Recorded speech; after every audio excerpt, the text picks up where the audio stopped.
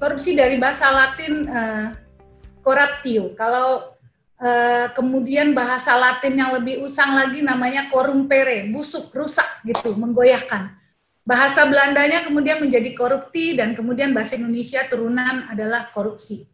Karena kita tahu hukum kita, Bapak Ibu, hukum kita berasal dari Belanda, Belanda dari Prancis, Prancis dari Romawi. Jadi emang hukum kita old school. Kalau undang-undang tindak pidana korupsi kita sebut sebagai undang-undang di luar KUHP, tapi KUHP sampai hari ini belum berubah. Nah, pengertian dari Transparansi Internasional, korupsi adalah perilaku pejabat publik, baik politikus, politisi, maupun pegawai negeri yang secara tidak wajar dan tidak legal memperkaya diri atau memperkaya mereka yang dekat dengannya dengan menyalahgunakan kekuasaan publik yang dipercayakan kepada mereka. Itu menurut Transparansi Internasional. Kalau menurut World Bank dan UNDP, maka korupsi adalah the abuse of entrusted power by politicians or civil servants for private gain.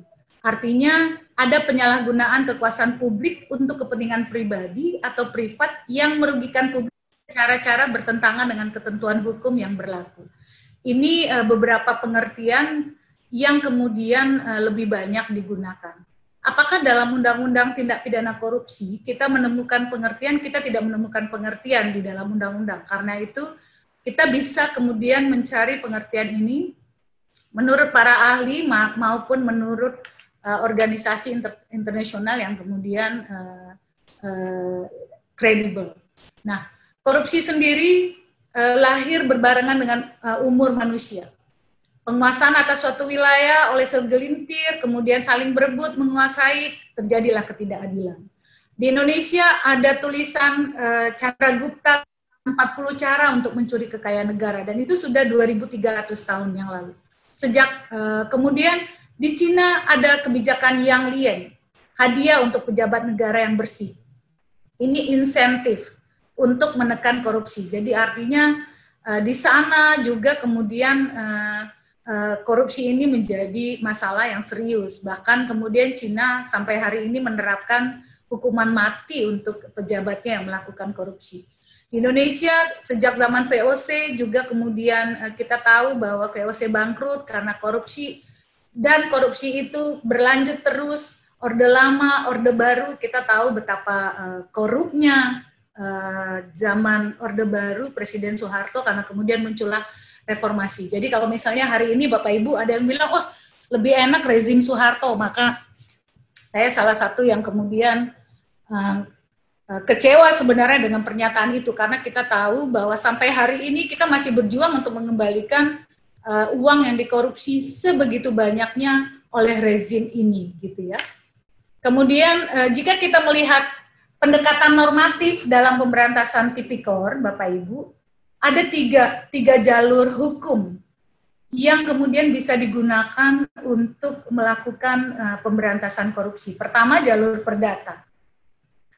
Jadi kalau misalnya terjadi tindak pidana korupsi, terjadi kerugian, maka tentu saja bisa dilakukan gugatan perdata terhadap koruptor. Yang ini kemudian sudah diakomodir oleh undang-undang yang baru, ya. Gugatan perdata terhadap koruptor terutama dilakukan terhadap koruptor yang telah meninggal dunia. Ini ada dalam pasal 32 sampai 34 dari Undang-Undang Nomor 31 tahun 1999. Kemudian ada keputusan Presiden nomor 14A tahun 1980. Ini memang sudah lama, tapi sebenarnya ini adalah tentang bagaimana mencegah suap. Hanya kemudian kalau sanksi kita harus melihat kepada peraturan-peraturan lainnya yang ada, gitu ya. Kemudian hari-hari ini seperti Bapak Ibu lihat di media televisi, penegak hukum yang korup. Kemudian cara pertama untuk mengatasinya adalah dengan melakukan tindakan disiplin terhadap aparat tersebut. Itu upaya pertama yang kemudian dilakukan. Follow up-nya adalah melakukan penyelidikan dan penyidikan apakah ada tindak pidana korupsi di dalamnya. Kemudian ini yang paling banyak diberitakan adalah jalur hukum pidana. Di Indonesia mengatur korupsi material dan keuangan. Jadi memang sebenarnya hukum pidana juga mengatur secara sempit tentang tindak pidana korupsi. Kalau misalnya kita melihat UNCAC, Bapak Ibu, United Nations Convention Against Corruption, di mana Indonesia juga salah satu yang meratifikasi undang-undang tersebut, maka ada beberapa tindak pidana yang sebenarnya negara kita tuh masih didorong untuk comply terhadap tindak pidana itu. Misalnya satu, Bapak Ibu, yang belum ada di kita, foreign bribery.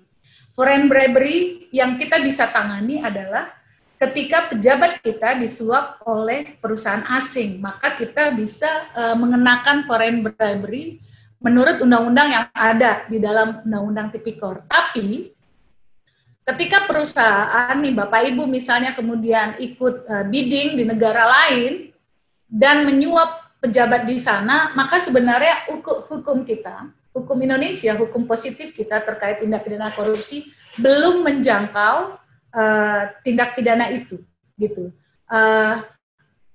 Tapi tentu saja negara itu akan bisa menjadikan perusahaan sebagai tersangka. Misalnya, kalau misalnya kita membaca FCPA di Amerika Serikat, maka ketika perusahaan Indonesia bidding di sana dan diketahui bahwa ada pejabat di sana yang menyuap, maka mereka akan bisa mentersangkakan Bapak Ibu. Makanya sampai hari ini masih ada pejabat kita, pejabat BUMN saya kira di Indonesia yang kemudian pernah menjadi direksi, yang kemudian sebenarnya masih tersangka di Amerika.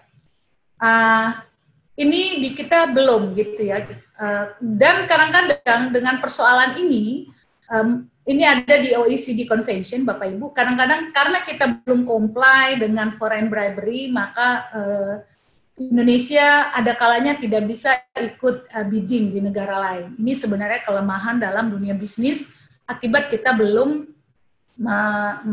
meratifikasi undang-undang itu. Kemudian ada lagi misalnya korupsi politik, di mana kita bisa melihat korupsi politik ini, kita baru menemukan di dalam undang-undang pemilu. Jadi artinya belum semua tindak pidana korupsi yang kemudian diatur oleh Undang-Undang 31 tahun 1999 yang untuk Undang-Undang 20 tahun 2001. Kalau menurut Robert Klitgaard, Bapak Ibu sekalian, corruption itu adalah karena discretionary plus monopoly, kemudian accountability. Jadi dia akan muncul ketika keluasan kewenangan yang dimiliki oleh seorang pemimpin untuk mengambil keputusan dan kebijakan, misalnya pada pelayanan publik yang kemudian itu lebih banyak dimonopoli. Saya contohkan Bapak Ibu dalam kasus nyata, misalnya nih ketika KPK menangani kasus suap daging, suap impor daging.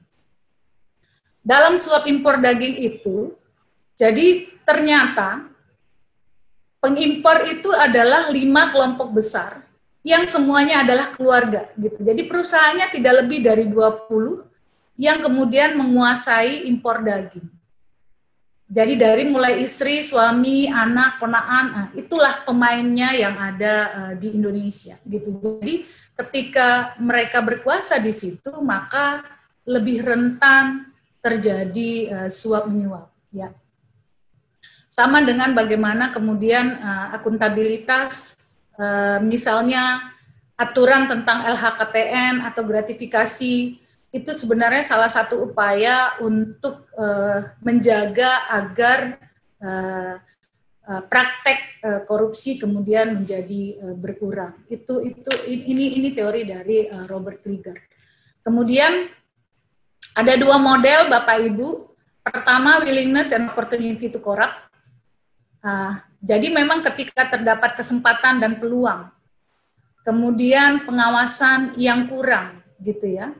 Dalam beberapa perkara yang melibatkan BUMN, ada kalanya intervensi dari penguasa, dari pemerintah dalam tanda petik, ternyata itu kita temukan gitu ya, dalam beberapa perkara yang pernah kami tangani di KPK. Gitu. Misalnya Bapak Ibu, dalam perkara Andi Malarangeng, kemudian perusahaan yang menang untuk melakukan pembangunan proyek Wisma Atlet misalnya, rapatnya dilakukan di gedung kementerian yang sebenarnya rapat dipimpin oleh adiknya Andi Malarangeng, adik apa kakaknya Andi Malarangeng. Jadi artinya ada kesempatan dari yang bersangkutan kemudian untuk bisa mempengaruhi bawahan dan juga pihak lain sehingga dia melakukan korup. Atau juga ada model cost benefit model. Korupsi terjadi jika manfaat korupsi yang didapat atau dirasakan lebih besar dari biaya atau resikonya. Nah, ini sebenarnya hari ini kita melihat dalam 2 tahun terakhir saya memperhatikan bahwa putusan atas tindak pidana korupsi cenderung, kalau menurut penelitian dari teman-teman ICW, cenderung rata-rata hukuman tindak pidana korupsi di Indonesia ternyata hanya 2,4. Jadi artinya ketika dia melakukan korupsi dan dihukum hanya 2 tahunan, memang beberapa perkara dihukum tinggi, tapi ternyata secara rata-rata nasional hukumannya rendah, maka orang belum akan kapok untuk melakukan korupsi. Upaya apa yang kemudian penegak hukum bisa lakukan? Sebenarnya upayanya salah satunya, Bapak Ibu, adalah dengan menggabungkannya dengan tindak pidana pencucian uang. Itu yang kemudian banyak dilakukan saat ini. Karena ketika dia hanya dilakukan terhadap orang, maka banyak orang kemudian merasa, oh ya, nggak apa-apa lah, hukumannya rendah, biasanya begitu.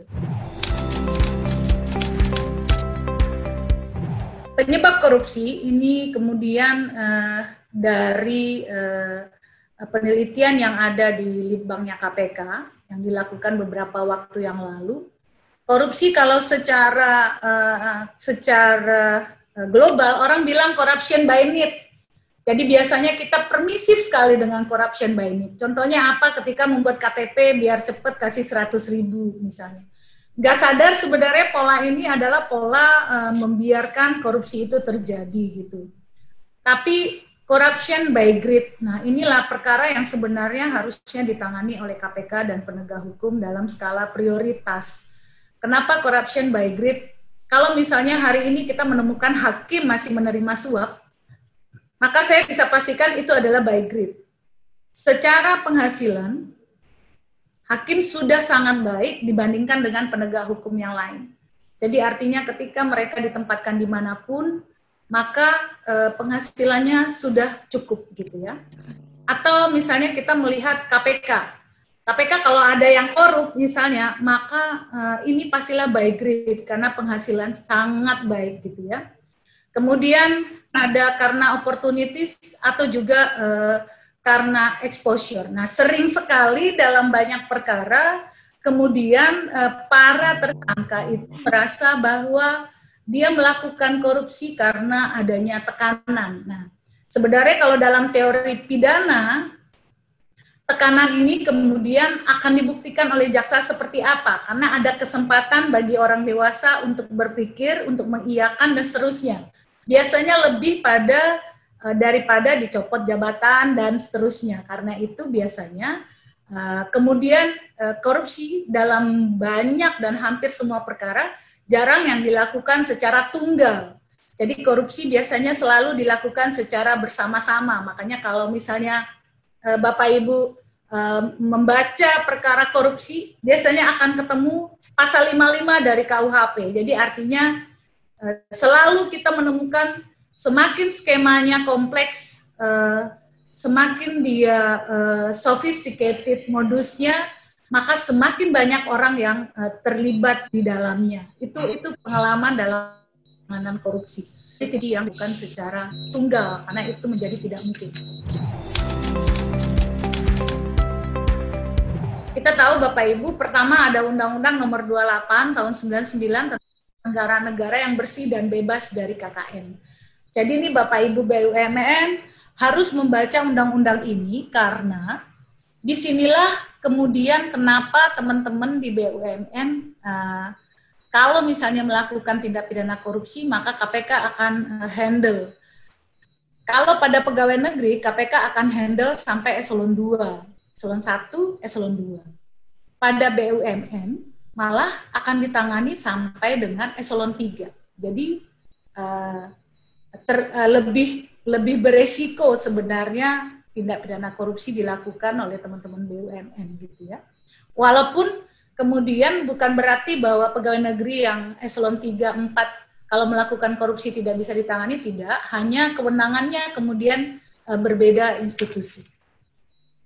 Undang-Undang 31 tahun 99 tentang pemberantasan tindak pidana korupsi yang kemudian diubah dengan Undang-Undang nomor 20 tahun 2001. Kemudian ada Undang-Undang KPK yang juga tahun kemarin juga diubah dan ini kemudian bergejolak luar biasa. Kemudian ada Undang-Undang nomor 8 tahun 2010 tentang tindak pidana pencucian uang dan Undang-Undang nomor 46 tahun 2009 tentang pengadilan tipikor. Ini sedikit yang saya sampaikan, sebenarnya ada banyak juga undang-undang lain yang akan berkaitan dengan tindak pidana korupsi seperti KUHP, KUHAP, dan seterusnya, karena itu menjadi media untuk melakukan pemberantasannya. Ada 30 bentuk tindak pidana korupsi yang kita tahu dalam Undang-Undang Tindak Pidana Korupsi. Jadi ada 30, pasal 2 sampai pasal 12, kemudian pasal 13 juga termasuk di sana. Mulai dari melawan hukum yang merugikan keuangan negara, menyalahgunakan kewenangan, suap menyuap, hakim, advokat, kemudian perbuatan curang, kemudian ada lagi misalnya penggelapan dalam jabatan, dan seterusnya. Ini ada banyak sekali. Nah, dari 30 ini, jika kita mengelompokkan, Bapak Ibu, kita kelompokkan tindak pidana korupsi, maka kita akan ketemu bahwa pertama, tindak pidana yang terkait dengan kerugian keuangan negara. Ini ada di pasal 2 dan pasal 3, penyalahgunaan wewenang, melawan hukum, memperkaya diri sendiri atau orang lain. Nah, biasanya ketika orang tersangkut dengan pasal 2, maka jaksa pasti akan melakukan dakwaan dalam bentuk alternatif, pasal 2 atau pasal 3, atau subsidiaritas. Kemudian yang kedua adalah tentang suap menyuap. Tentang suap menyuap ini pemberi, jadi di Indonesia pemberi dan penerima suap dua-duanya adalah pelaku tindak pidana, gitu ya. Variannya ada di pasal 5 ayat 2, pasal 12 AB, pasal 11, pasal 6 ayat 1 A dan B, kemudian pasal 6 ayat 2, pasal 12 C dan D. Kemudian penggelapan dalam jabatan, kita bisa lihat di pasal 8, 9, 10, ABC. Biasanya di KPK, lebih cenderung membuktikan pasal 2 dan pasal 3, kemudian suap menyuap daripada penggelapan dalam jabatan. Karena biasanya kita akan membuktikan mana yang akan lebih tinggi hukumannya, dan kemudian mana yang lebih pas. Nah, biasanya orang-orang yang grade-nya di bawah, jadi misalnya kalau kepala daerah, kemudian yang melakukan juga korupsi adalah bendahara dan seterusnya, maka orang-orang ini biasanya akan dijadikan saksi yang akan mengungkapkan tindak pidananya. Itu lebih sering terjadi seperti itu. Kemudian ada pemerasan. Pemerasan ini bedanya dengan suap menyuap, Bapak Ibu, ketika suap menyuap adalah terjadinya kesepakatan di antara pemberi suap dan penerima suap. Jadi kesepakatannya itu akan berhubungan dengan kewenangan yang dilakukannya. Artinya jika kemudian bisa sebelum atau sesudah, jadi artinya suap bisa diberikan sebelum kewenangan, misalnya dalam satu perkara, kepala daerah, dia adalah orang yang berwenang menandatangani tentang persetujuan hutang. Maka ketika dia akan menandatangani, dia meminta sejumlah uang, maka dia karena itulah dia menerima suapnya. Dan si pemberi suapnya mendapat keuntungan bahwa perusahaannya akan disetujui kemudian untuk menggunakan hutang, misalnya pada perkara Siti Harta Timur Daya, misalnya seperti itu. Walaupun yang bersangkutan bilang bahwa dia hanya berada di Jakarta, tapi biasanya melalui percakapan telepon, rapat-rapat yang dilakukan, maka ini akan kelihatan. Kemudian bagaimana dengan pemerasan? Pemerasan adalah ketika dia diminta sesuatu, diminta sejumlah uang atau apapun bentuknya, sebenarnya tidak berhubungan dengan jabatannya, gitu ya. Jadi misalnya yang bersangkutan tidak melakukan pun dia tidak akan berhubungan. Jadi sehingga karena itu biasanya si pejabat akan dikenakan pemerasan. Terdapat sedikit perkara pemerasan yang ada di KPK, tapi jauh lebih banyak perkara suap menyuap, dan bahkan inilah perkara yang paling banyak ditangani dalam saya kira dalam 5 tahun terakhir. Dalam kepemimpinan sebelumnya Pak Agus ketika dia ketua KPK, maka lebih banyak perkara suap menyuap daripada kerugian keuangan negara. Ketika era kepemimpinan Pak Taufikur Rahman Ruki maupun Pak Tumpak Panggabean, itu lebih banyak menangani perkara kerugian keuangan negara. Dalam satu sisi, menangani perkara kerugian keuangan negara membutuhkan effort yang besar dan waktu yang panjang, karena dia ada menghitung-hitung kerugian negaranya. Kalau suap menyuap biasanya relatif lebih gampang. Jadi misalnya kalau kita melihat ada perkara OTT, maka kalau buat saya jaksa, Bapak Ibu, maka itu adalah perkara bonus, karena biasanya berkasnya lebih kecil, dan kemudian cenderung lebih gampang membuktikannya, apalagi kemudian terdapat penyadapan di dalamnya. Jadi itu jauh lebih sederhana. Nah, ada juga kemudian perbuatan curang di pasal 7, kita melihat ini terkait dengan pengadaan, kemudian juga konflik kepentingan dalam pengadaan, artinya ini ada diatur. Kemudian tindak pidana lain yang berkaitan dengan korupsi. Saya ke slide berikutnya. Nah, kebanyakan pasal-pasal yang kemudian ada di dalam Undang-Undang Tindak Pidana Korupsi adalah pasal-pasal yang diadopsi dari KUHP, yang kemudian juga diadopsi di dalam Undang-Undang Tindak Pidana Korupsi yang lama 371. Hanya kemudian ada redaksi yang diperbaiki terhadap kerugian keuangan negara. Kalau misalnya kita menangani perkara Bapak Ibu yang terkait dengan kerugian keuangan negara, yang kemudian itu ada kaitannya dengan negara lain misalnya, maka mereka akan bingung, kerugian keuangan negara gitu. Mereka akan bertanya, karena memang sebenarnya korupsi yang diketahui secara global lebih pada suap menyuap, jadi lebih pada masalah penyuapan daripada kerugian keuangan negara. Hanya di negara kita biasanya dalam banyak kasus munculnya adalah karena penggunaan keuangan negara atau keuangan daerah, misalnya untuk proyek dan seterusnya, yang kemudian kickback-nya dinikmati oleh para pejabat gitu ya. Misalnya kalau misalnya kasus IKTP, jadi kalau misalnya pembicaraan teman-teman ahli IT yang kita undang, maka dengan 2,4 triliun sebenarnya itu sistem udah jadi dan bagus, fix gitu. Ternyata korupsinya 3,6 triliun gitu. Jadi artinya lebih banyak duit yang dibagi-bagi daripada yang digunakan untuk proyek. Masalahnya di situ. Nah, ada satu lagi, tapi tadi saya disampaikan bahwa delik gratifikasi yang ada di 12B dan 12C, aturan berapa sih nilai yang kemudian boleh diterima. Jadi ada hadiah misalnya nilai 1 juta, pemberian dari teman 300.000, saya kira ada peraturannya tahun 2017 yang dikeluarkan oleh teman-teman KPK, karena dalam beberapa perkara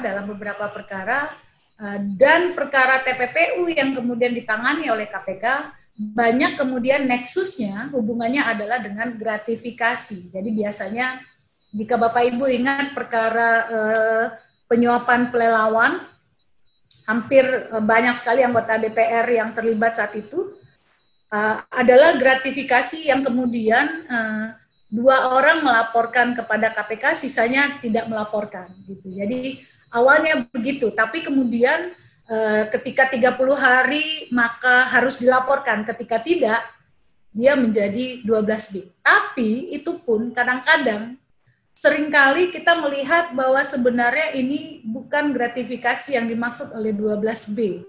Cenderung kadang-kadang pemberian kita akan masukkan ke dalam pasal suap menyuap, karena ternyata kita melihat bahwa ada hubungan pemberian itu dengan jabatan dan kewenangannya. Misalnya lebih akan dibuktikan pasal penyuapannya daripada gratifikasinya. Tapi setidak-tidaknya ada gratifikasi yang akan digunakan oleh teman-teman penyidik maupun penuntut umum.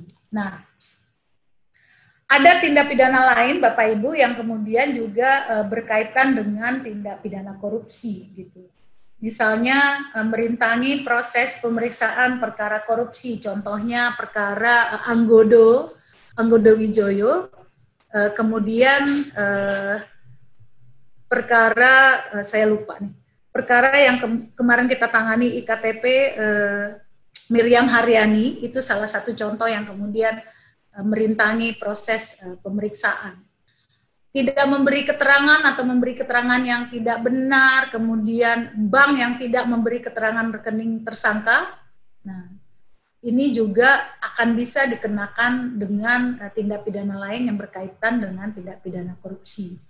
Atau saksi atau ahli yang tidak memberikan keterangan, orang yang memegang rahasia jabatan, dan saksi yang membuka identitas pelapor. Poin nomor 6 belum pernah ditangani. Tapi kalau nomor 1 itu beberapa perkara sudah tidak memberi keterangan atau memberi keterangan. Lebih sering saksi-saksi yang seperti ini adalah orang-orang yang kemudian sebenarnya bekerja sama melakukan tindak pidana korupsi. Jadi biasanya mereka adalah orang-orang yang ikut dijadikan tersangka dan didakwa dalam tindak pidana korupsi tersebut. Nah, ini yang mungkin sering ketemu Bapak Ibu. Pasal 2 ayat 1 yang kemudian highlight-nya adalah bahwa setiap orang secara melawan hukum, jadi unsurnya ada setiap orang, kemudian unsur keduanya melawan hukum, kemudian unsur ketiganya adalah melakukan perbuatan memperkaya diri sendiri atau orang lain atau korporasi, kemudian yang keempat adalah dapat merugikan keuangan negara atau perekonomian negara. Ini 4 unsur yang kemudian jika terdapat pengadaan misalnya atau penggunaan keuangan negara, maka pasal ini akan dikenakan. Padanannya biasanya ada pasal 3 dari Undang-Undang Tipikor. Nah, kemudian ini poin yang penting selain dari tentang suap menyuap. Jadi subjek hukum ada orang dan ada badan hukum, orang dan korporasi. Orang kalau dalam tindak pidana korupsi yang pertama adalah pegawai negeri. Pegawai negeri siapa dia? Maka kita akan melihat pada Undang-Undang tentang Kepegawaian, Undang-Undang 46 tahun 99. Nah, di sini dikemukakan siapa saja pegawai negeri. Kemudian pegawai negeri sebagaimana yang dimaksud dengan Kitab Undang-Undang Hukum Pidana pada pasal 90 KUHP itu mengemukakan siapa saja yang kemudian dimaksud sebagai pegawai negeri. Nah, yang lain yang kemudian ditentukan dalam Undang-Undang Tipikor adalah orang yang menerima gaji atau upah dari keuangan negara atau daerah. Orang yang menerima gaji atau upah dari suatu korporasi yang menerima bantuan dari keuangan negara atau daerah. Kemudian, orang yang menerima gaji atau upah dari korporasi lain yang mempergunakan modal atau fasilitas dari negara atau masyarakat. Maka seringkali subjek hukum ini kemudian menjadi perdebatannya adalah apakah kemudian misalnya sering kita mendengar perdebatan BUMN adalah kekayaan negara yang dipisahkan gitu ya. Tapi kita tahu bahwa dalam Undang-Undang 28 tahun 99 maka subjeknya mencakup tentang pegawai pada BUMN. Keuangan negaranya juga kemudian kita lihat dari dari Undang-Undang tentang keuangan negara. maka tetap saja BUMN adalah bagian dari keuangan negara. Jadi itu. Sehingga ini menjadi ranah tindak pidana korupsi. Nah, yang kedua adalah penyelenggara negara. Penyelenggara negara pasal 2-nya kemudian menyatakan bahwa pertama pejabat negara pada lembaga tertinggi negara.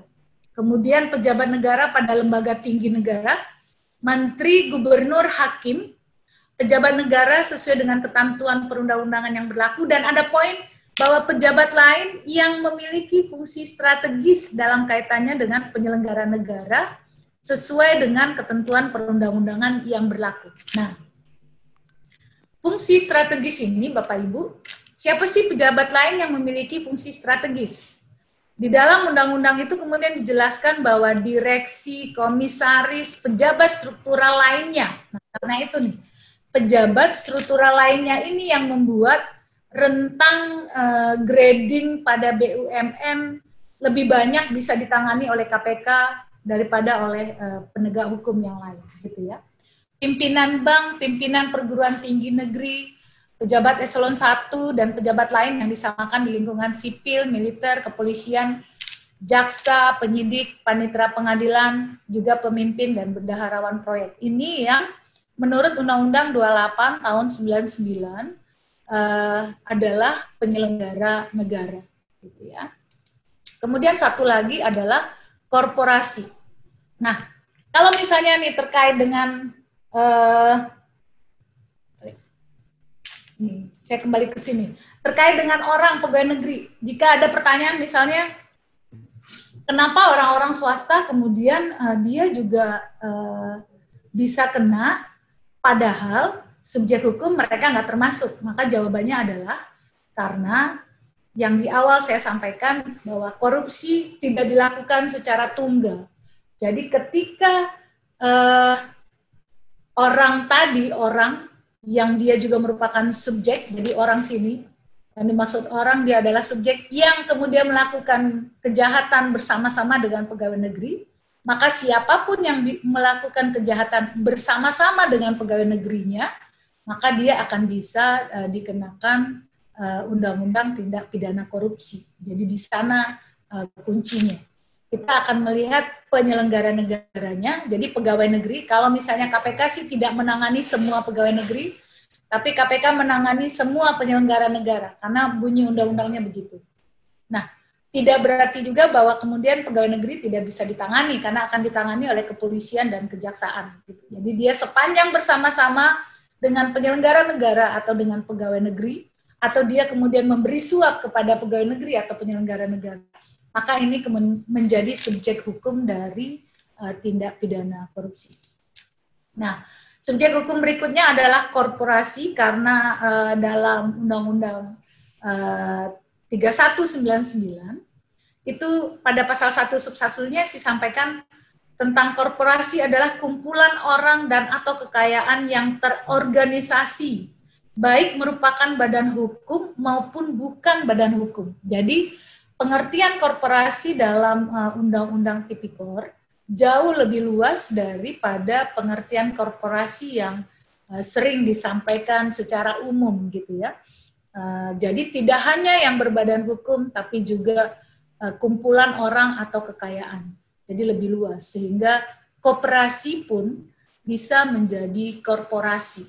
Kemudian ada yang menyampaikan apakah partai bisa termasuk korporasi? Jawabannya kalau saya bisa. Hanya perlu willingness dari penegak hukum untuk berani melakukan penyidikan terhadap korporasi model begini. Ya. Apakah sudah ada perkara partai yang kemudian dinyatakan sebagai pelaku tindak pidana korupsi? Jawabannya belum. Gitu ya. Walaupun orang-orang partai selalu dan sering terlibat dalam berbagai perkara besar. Dalam berbagai perkara besar. Jadi seringkali partai penguasa kemudian melakukan tindak pidana korupsi secara bersama-sama. Jadi maksudnya ketua fraksinya sepakat, sering rapat di ruangan tertentu, inilah yang terjadi. Tapi partainya sampai hari ini belum. kita berharap KPK mungkin nanti suatu saat akan berani menjatuhkan korporasi terhadap partai. Nah, pasal 20 tentu saja antara subjek orang dan badan hukum hukumannya menjadi berbeda, Bapak Ibu. Jadi dia pidana pokok yang dapat dijatuhkan terhadap korporasi hanya pidana denda dengan ketentuan maksimum pidana ditambah 1/3. Ini contoh beberapa perkara, sebenarnya tadinya saya mau menggambarkan dakwaannya, tapi mungkin ini lebih enak kalau nanti kita diskusi. Ini saya salah satu contoh Bapak Ibu, follow the money. Ini contoh bagaimana skema rumitnya transaksi dari IKTP. Ya. Bagaimana kemudian ada, jadi ibarat bawang Bapak Ibu, KPK menangani perkara ini adalah kulit by kulit gitu ya. Jadi dikupas sedikit-sedikit dan akhirnya keluar. Di sini ada Setia Novanto yang kemudian dia ini bisa meng-create, saya bilang meng-create anak-anak muda yang kemudian melakukan korupsi. Ya. Ini adalah Johannes Marliem yang kemudian dia bunuh diri, saya di sana Bapak Ibu, nungguin dia, ternyata malah bunuh diri. Kemudian ini Andi Agustinus, anak muda yang tadinya kere banget dari jualan souvenir, tiba-tiba punya pengadaan di beberapa institusi dan kemudian pengadaan yang harganya triliunan. Jadi secara portofolio sebenarnya perusahaan dia sangat tidak layak untuk melakukan pengadaan, gitu ya. Dan bagaimana kemudian transaksi ini melibatkan money changer dan melibatkan banyak sekali negara, setidaknya ada 7. Jadi ini ada di Amerika, kemudian ada di India, ini juga ada di Singapura. Ini semua transaksinya, contohnya, gitu ya. Inilah yang terjadi pada perkara IKTP. Tapi biasanya makin sabar kita menangani tindak pidana korupsi, maka juga akan ketemu. Barangkali sesudah perkara Jiwasraya, ini salah satu perkara luar biasa terkait dengan asetnya, yang bisa menjadi pembelajaran untuk kita semua. Nah, ini salah satu contoh juga perkara Gubernur Sulawesi Tenggara yang kemudian dia skemanya begini. Jadi banyak sekali perusahaan-perusahaan yang dilibatkan. Yang sederhana contohnya ini Bapak Ibu. Ini perkara sederhana. Ini adalah salah satu direktur Pertamina, Suroso Atmo Martoyo, dan ini adalah pihak swasta yang kemudian suapnya dari perusahaan Innospec di London, kemudian transaksinya komisi di rekening yang ada di Singapura. Tidak besar Bapak Ibu, tapi saya kira dalam proses pengembalian ke Indonesia, karena ini juga kita sudah mengupayakan dari lama sekali, dari tahun 2012. Berita bahagianya kemarin teman-teman dari KPK menyampaikan kalau yang sudah kembali adalah dari perkara Rudy Rubian ini. Nah, dari perkara ini belum kembali. Ini salah satu contoh perkara yang melibatkan negara lain dalam proses pemeriksaan dan penuntutannya. Sayangnya, negara kita belum punya kesepakatan untuk pengembalian uang yang ada di di London, sorry. Jadi kalau di London Innospec dikenakan denda yang sangat besar, maka di Indonesia kita hanya terbatas sekali, gitu ya, hanya terhadap pejabatnya dan swasta yang kemudian menjadi pemasok. Ada 3 sebenarnya lembaga yang bisa melakukan penanganan tindak pidana korupsi. Pertama adalah KPK. KPK melakukan penyelidikan, penyidikan, penuntutan, kemudian peradilannya di lembaga pengadilan, dan kemudian kalau dulu tidak nyata di dalam Undang-Undang KPK diperbolehkan untuk melakukan eksekusi atas putusannya, Dengan undang-undang yang baru itu sudah lebih nyata melakukan upaya eksekusi. Karena itu ketika saya menjabat koordinator unit Labuksi yang di dalamnya ada pelacakan, pengelolaan, dan eksekusi, beberapa pihak melakukan challenge tentang eksekusi. Tapi kalau menurut saya tidak dibunyikan pun eksekusi, maka secara mutatis mutandis dalam penanganan perkaranya KPK dapat melakukan eksekusi. Tapi dengan undang-undang yang baru sudah lebih jelas. Nah, kepolisian adalah lembaga yang juga boleh melakukan penyidikan tindak pidana korupsi terhadap siapapun. Jadi kalau KPK lebih diutamakan kepada big fish, karena memang falsafah keberadaannya seperti itu, kepolisian hanya bisa sampai penyidikan. Ini panahnya salah nih Bapak Ibu, saya pindahin dulu. Harusnya ke sini. Nah, panahnya ke sini. Jadi semua perkara kepolisian akan diserahkan kepada kejaksaan. Kejaksaan seperti KPK, dia bisa melakukan penyelidikan, penyidikan, penuntutan, kemudian juga akan melakukan eksekusi atas perkara dari yang dilakukan, yang ditangani oleh KPK. Nah, jadi kalau dalam rangkaiannya dimulai dari pengaduan masyarakat di sini dalam komplain ini, yang pengaduan ini Bapak Ibu, maka dibuka kemungkinan adanya whistleblowing system di KPK, di Kejaksaan juga sama dengan di kepolisian. Kemudian dia akan masuk ke penyelidikan. Di penyelidikan ini masih akan dimungkinkan diberhentikan penyelidikannya atau tidak. Kemudian dia akan dilakukan penyidikan dan kemudian akan dilakukan penuntutan. Penyidikan, nah ini yang kemudian menjadi dasar untuk mengubah undang-undang KPK, walaupun sebenarnya nggak pas juga, karena kemudian pembuat undang-undang merasa bahwa KPK tidak bisa menghentikan penyidikan gitu ya, walaupun kemudian yang diubah sih pasal yang lain Bapak Ibu. Sebenarnya kalau menurut ahli, maka yang dimaksud dengan tidak boleh menghentikan penyidikan adalah latar belakang pada masa yang lalu. Sering sekali kita menemukan ada yang namanya surat penghentian penuntutan gitu atau surat penghentian penyidikan. Jadi kalau misalnya di Belanda atau di negara lain tidak mengenal ada surat yang dikeluarkan oleh institusi penegak hukum yang menyatakan bahwa dihentikan penyidikan. Jadi penyidikan itu berhenti tanpa surat untuk si terdakwa, tapi kemudian dimungkinkan untuk dibuka kembali. Nah, di Indonesia ternyata banyak disalahgunakan ketika dia sudah memegang surat penghentian penyidikan seolah-olah tidak akan bisa dibuka kembali gitu. Jadi latar belakang sebenarnya pada undang-undang KPK yang lama kenapa tidak lebih pada sejarah bahwa penghentian penyidikan disalahgunakan gitu ya. Nah, sekarang sudah diperkenankan untuk menghentikan penyidikan.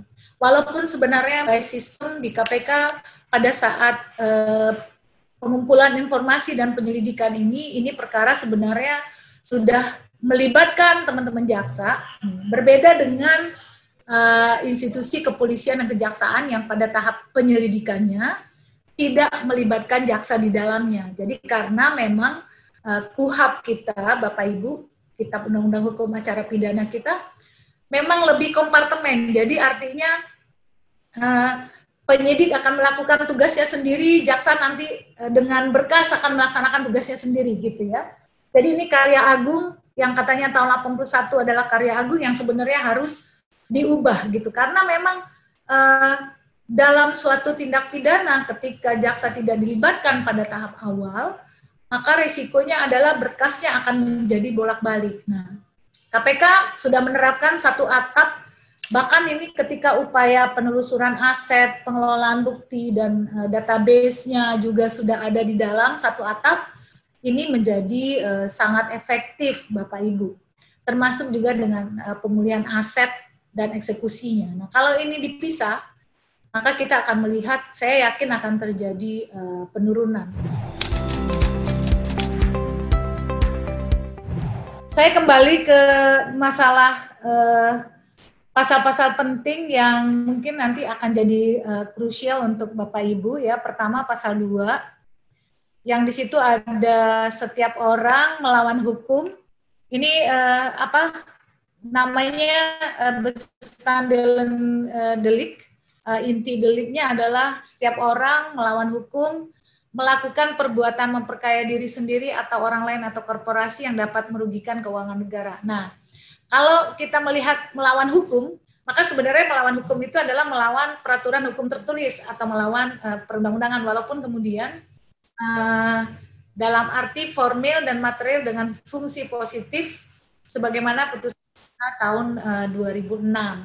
Namun dalam banyak perkara melawan hukum saat ini menjadi luas, tidak hanya melawan undang-undang, tapi kadangkala penyidik atau penuntut umum melawan peraturan saja dalam banyak putusan hakim kemudian juga dianggap sebagai perbuatan melawan hukum.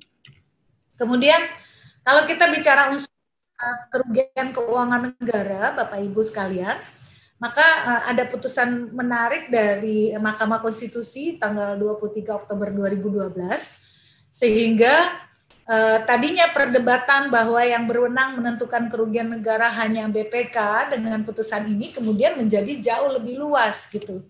Jadi di dalam putusan itu kemudian dibunyikan bahwa yang berwenang menentukan kerugian negara tidak hanya BPK, tapi juga BPKP, instansi lain, mengundang ahli atau dengan meminta bahan dari Inspektorat Jenderal atau badan yang mempunyai fungsi sama dengan itu dari masing-masing instansi pemerintah.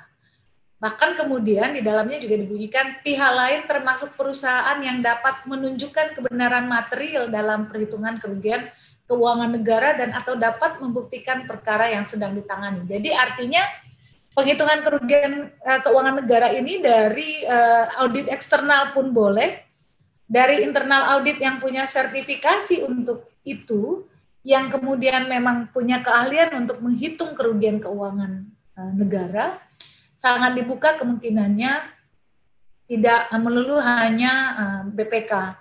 Karena memang kalau misalnya di KPK perkara yang ditangani banyak sekali yang akan penghitungannya dilakukan oleh BPK dan BPKP. Tapi kalau di instansi kepolisian dan kejaksaan, apalagi di daerah, di Kejaksaan Negeri atau di Polres, maka penghitungan ini menjadi bervariasi. Bahkan penyidik pun itu dapat menghitung kerugian keuangan negara ketika dia bisa melakukan itu ikan perkara yang sedang ditangani. Ini poin penting dari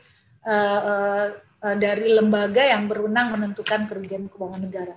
Nah, yang sering juga mungkin kadang-kadang membingungkan di banyak pihak, pasal 2 dan pasal 3. Pasal 3 sebenarnya jauh lebih gampang, jauh lebih mudah pembuktiannya daripada pasal 2 gitu ya. Karena pasal 3 ini dengan tujuan menguntungkan diri sendiri. Jadi kalau di pasal 2 kita melihat dia harus melawan hukum dan memperkaya diri sendiri atau orang lain. Jadi memperkaya ini sesuatu yang baru dalam undang-undang. Tapi kalau menguntungkan diri sendiri atau orang lain ini sebenarnya kata-kata yang jamak dalam hukum kita gitu. Jadi menguntungkan diri. Tujuannya menguntungkan diri sendiri atau orang lain. Tapi kalau memperkaya artinya dia membuat menjadi kaya. Sehingga pasal 3 itu lebih banyak diterapkan daripada pasal 2 dalam putusan gitu ya.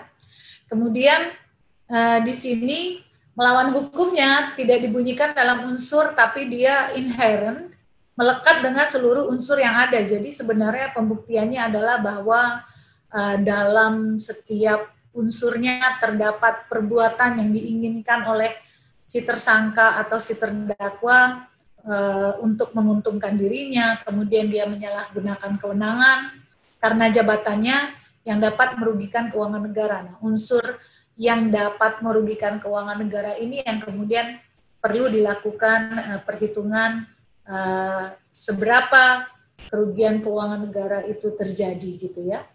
Yang sebenarnya berusaha dibuktikan pada perkara Nur Alam itu menarik karena unsur perekonomian negara gitu. Ini jauh lebih sulit juga mengukur apakah ini akan merugikan perekonomian negara. Sebenarnya beberapa ahli dari UGM, beberapa mitra kita di UGM itu sempat mengusulkan terhadap beberapa perkara penting bahwa perekonomian negara ini menjadi terganggu dengan beberapa perkara korupsi besar.